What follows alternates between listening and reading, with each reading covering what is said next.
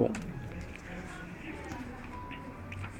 Alors, est-ce que vous pensez que bon, apparemment, il y a une astrologie contemporaine qui s'est constituée et qui ne jure que par les planètes transsaturniennes, c'est ça? Non, je pense que c'est un tout. On jure par un tout. C'est une, je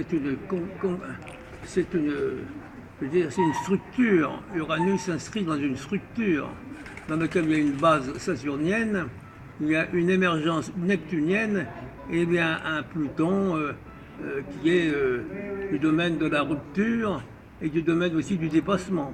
Hein. Est-ce que le nom de Pluton est important pour comprendre la planète Pluton? C'est très important. Donc moi, j'arrive pas à suivre. Ouais, Ces noms ont été donnés n'importe comment et vous leur accordez de l'importance. Je comprends pas. Moi, je dois avouer que moi, toute oui. cette génération de gens, d'astrologues qui utilisent des planètes qui sont nouvelles, qui étaient nommées par des astronomes un peu n'importe Non, comment, mais il faut bien donner un nom. ben justement, ce ne sont que des noms. Ça n'a pas de valeur autre que des noms. Bon. Alors en tout cas, l'émergence qui va se faire Voilà, oui. actuellement, c'est l'émergence de ce que les maîtres asiatiques parlent, l'émergence du dieu d'amour, c'est-à-dire le dépassement des deux planètes qui sont transsaturniennes pour arriver à un tout et qui soit lui-même cohérent et qui soit apaisant et qui construise une Ah bah écoutez, humanité nouvelle. alors si les deux planètes transsaturniennes, c'est Uranus et Neptune, Voilà. et le troisième personnage, c'est Pluton, qui n'est pas, Oui, ça. il est pas spécialement apaisant, le personnage de Pluton. Mais on ne parle pas de lui, justement. C'est ça. Hein, Pluton est la base, c'est la base, Pluton, c'est la base. euh, Donc vous attendez une nouvelle planète, cher monsieur? Cher monsieur, je n'attends pas une nouvelle. On en a parlé. C'est possible, mais dans les planètes qui sont là, j'attache une grande importance à Neptune et Uranus. Voilà. Ouais. Il est très possible que nous ayons une planète qui, comme Uranus à l'époque, tout d'un coup émerge.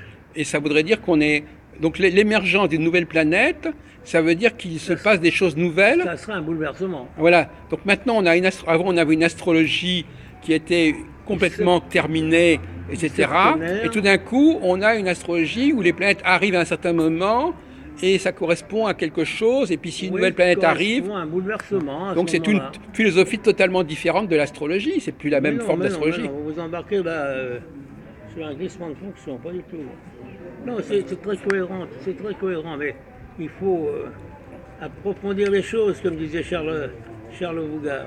Ah, vous l'avez connu. C'est vrai que vous avez... Ah oui, un de vos mérites, je crois, c'est d'avoir fait entrer les travaux de Madame Hollet aux éditions du Rocher. Voilà, Germaine Hollet, oui. Donc ça, c'était dans les années 84 ou 83. Ouais. Donc vous avez... C'est vous qui avez un petit Ah, ben, peu... je patronnais, j'étais partout avec elle. Mais oui, vous avez donc connu Fanchon Pradalier-Roy, des gens comme ça. Ouais.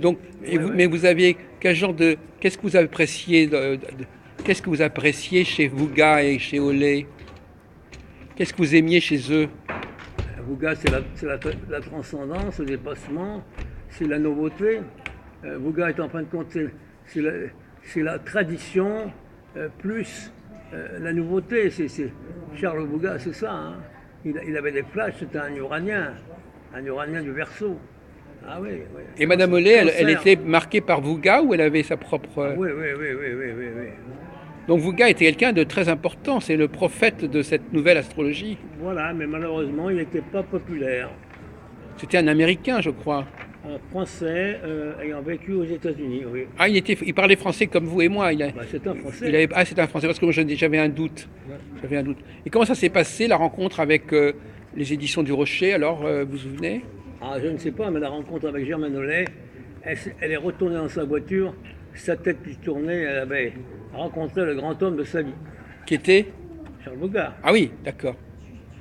Donc, alors justement, c'est une façon... Alors justement, vous m'avez dit au téléphone l'autre jour que vous aviez réfléchi sur les hommes et les femmes. Oui. Est-ce que vous pouvez nous dire quelques mots là-dessus? Par exemple, pour Madame Hollet, c'est important que une femme doit rencontrer un homme, son homme. Est-ce que c'est qu'est-ce Voilà, que vous... On peut pas entamer.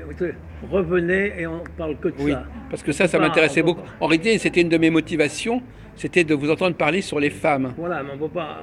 Ça fait combien de temps que c'est pas bu? Ça fait 5 ans, 4 ans? Oui, mais 5 est-ce que ans. vous pourriez me dire quand même quelques pistes de réflexion sur le féminin et le masculin? Puisqu'on est en l'honneur de Vouga et de Madame Ollet. Ben, c'est une période de transe, de dépassement du pur féminin et du pur masculin. Ah, d'accord, voilà, Voilà. d'accord. Nous sommes dans une période de fusion, du dépassement. Oui, oui, c'est Vous ça. comprenez? Donc c'est très important de vivre notre période parce qu'on peut basculer du masculin au féminin, de notre propre personne, et comprendre l'autre, ce qui est le but de l'opération de la communication. Donc là aussi, c'est quelque chose qu'on n'était pas arrivé à faire avant. Voilà. Donc vraiment, c'est des temps nouveaux. Ouais. Des temps nouveaux avec des astres nouveaux. Voilà. Ouais.